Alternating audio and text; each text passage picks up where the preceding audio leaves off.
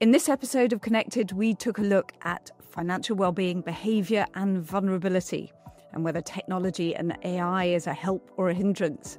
Discussing that with me is Dr. Louis Williams, Head of Psychology and Behavioural Insights at Dynamic Planner.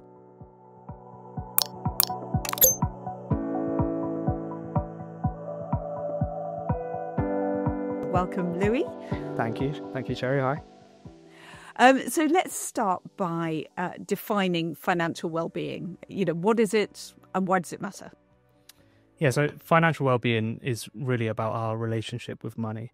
And when we think often about well-being, we think about many areas, physical, mental health, our relationships. But when it comes to money, it's slightly different. It's about how we feel and whether we feel in control of our finances, whether we're able to manage the unexpected events. So it's more about our resilience, our confidence in managing our finances. And it has an impact on our overall well-being as well. So we can often think about our relationships and our mental health, and it's quite easy for us to sometimes have conversations about that with families and friends, for example. But our financial well-being is sometimes something we don't talk about as often. Yeah, absolutely. And there's obviously a strong relationship between feeling good and feeling good about money. Vulnerability has been an important area of focus for the FCA. How can advisors sort of recognise and respond to client vulnerabilities, especially because it's not necessarily a kind of static thing? Yeah, so there's a relationship between financial well-being and then vulnerabilities. And actually there was some research published yesterday from Behaviour, and they found that over the last 4 years, there's been a significant increase in clients' overall well-being, from around 66% of clients feeling that their advisors helped them in terms of their well-being, up to 80%. And that's a significant jump. So showing that with the latest kind of consumer duty and treating customers fairly guidance, that actually advisors are making a difference. And vulnerability is an element of that, where advisors need to also think about their clients' struggles. So it's great to try and help clients elevate their well-being, but actually, what can I do to help in some of those areas where they may be vulnerable? And so it can be very difficult to actually recognize those characteristics, because clients may not be willing to share or disclose some of that information. Some of these topics are very sensitive. They may not have built a relationship yet with their advisor to feel comfortable to have that kind of conversation. So often advisors are either relying on technology, or they're able to use existing data or build relationships with clients and have conversations about these vulnerability characteristics. Another challenge is actually that simply finding out about someone's characteristics when it comes to kind of responding to them doesn't necessarily mean that someone is vulnerable. So someone may so the FCA highlight that there are these 4 drivers: your health, that you should find out in terms of your client's health, their life events, their resilience, and their capabilities. Just because someone has experienced a certain life event doesn't necessarily mean they're vulnerable. So advisors have actually the challenge of identifying the level of vulnerability and how, kind of on a spectrum, whether this client is actually in a vulnerable circumstance. So, for example, in some of our research, we find around, as you would expect, over the last year, around 40% of people have had a health condition. And we'd expect a large population there. But when we ask people questions, how does that really interfere with your day-to-day life?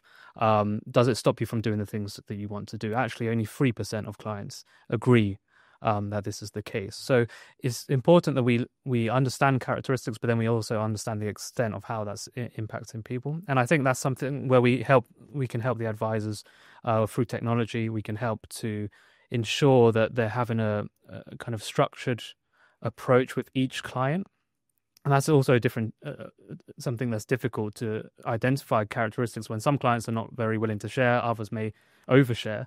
And so having kind of a structured questionnaire helps to pick up on all of these different areas when we think about capabilities and your digital skills. And it's difficult for an advisor to touch on all of those topics in a conversation. So when it comes to responding, then I think the advisors are required to take more of a personal approach.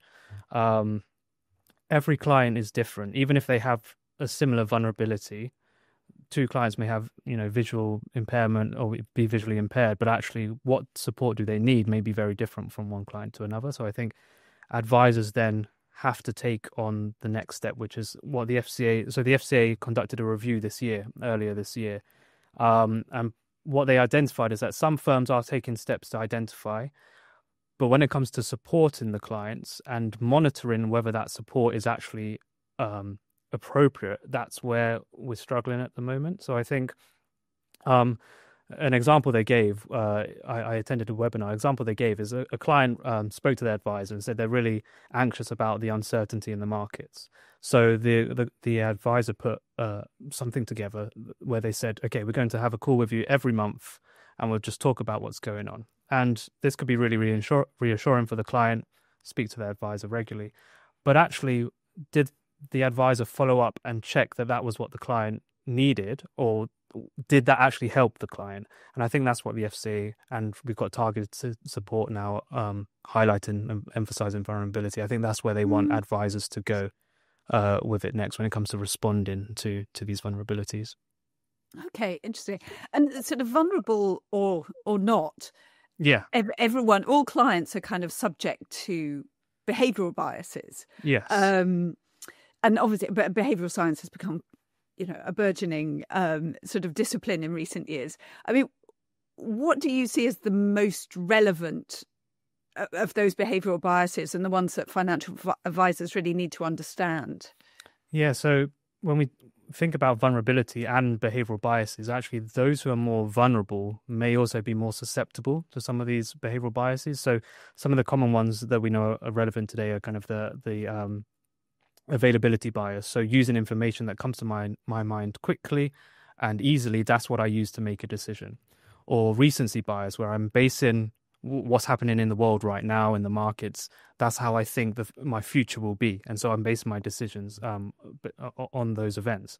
Again, when we think about vulnerability, vulnerable clients may be more susceptible to these. So I ran a study recently, an eye tracking study where I track people's eye movements as they're looking at performance charts and making decisions about what they would do. And we also tested people's vulnerability characteristics. And so interestingly, we found that those who were more vulnerable, they were actually, in terms of their capabilities, so this was their confidence, their knowledge, even their kind of digital skills, they were fixating more on the very last months of the year. So what's happening right now? So this whole recency bias, they were doing that more than those who weren't as vulnerable or in terms of their capabilities. And so that is evidence there that actually they're more susceptible to some of these traps, and that can lead obviously to suboptimal decisions that they make. They may disinvest. They may not even want to invest in the first place. So there's an overlap between behavioral biases and vulnerability, which sometimes there's also firms can play on this, and they could actually use that to their advantage. Vulnerable clients, they could send certain information. They could be their kind of online choice architecture. When you design a website, may be able to trap certain clients of a certain age or certain vulnerability to, subscribe into something, and then they make it very difficult to unsubscribe. So yeah, there's an overlap there, which I think is also important. We talk a lot about behavioral biases and listing the many hundreds that exist, but actually thinking about different clients, understanding how some clients may be more susceptible to certain biases. Those who have mental health challenges maybe have stronger emotions in towards certain topics, and therefore they may act irrationally or impulsively. And so kind of using both biases and vulnerability is, I think, important for us in the client's financial planning journey. Yeah, oh, that's really interesting. And you mentioned kind of technology there and how websites can direct people one way or the other. I mean, how do you think technology can be used to understand clients better? Yeah, so I actually had a call with an advisor on Friday, and he's been an advisor for many, many years, and he was saying how he's actually amazed that what he's learned over the 40 years or so of being an advisor, and now he can do through technology and psychology as well. So our profiling questionnaires that we create using psychology, using certain models, we're able to capture clients' preferences, their attitudes, and then kind of build a profile of the client. And yes, that doesn't mean we shouldn't have conversations with a client and get to know clients, build a relationship, but actually it provides a nice structure to have with every single client, to go through these questions to a starting point to then have those conversations.